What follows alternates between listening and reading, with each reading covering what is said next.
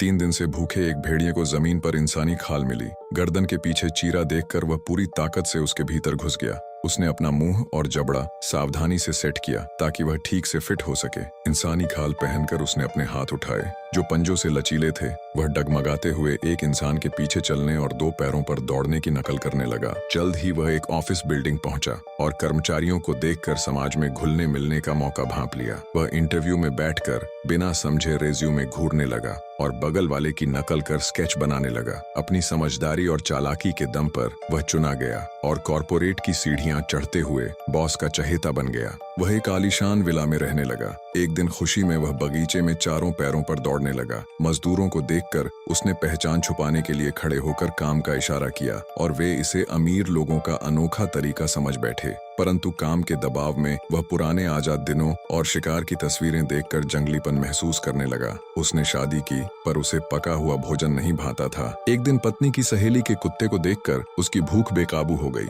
तो वह बिल्ली खरीद लाया ताकि उसे गैरेज में खा सके। पर मौके पर बेटी के आने से उसे वह बिल्ली तोहफे में देनी पड़ी। आखिरकार एक मीटिंग में जब उसने स्क्रीन पर साथियों को शिकार करते देखा तो वह आपा खो बैठा और मेज पर कूदकर एक सहकर्मी का गला फाड़ दिया। राज खुलने पर वह घर भागा पर अब वह भेड़िया दिख रहा था। उसकी पत्नी और बेटी चीखने लगीं। उसने पहचान के लिए खाल फाड़ दी पर पत्नी ने उसे निकाल दिया। वह जंगल की ओर भागा पर वहां अब इंसानी बस्तियां थीं।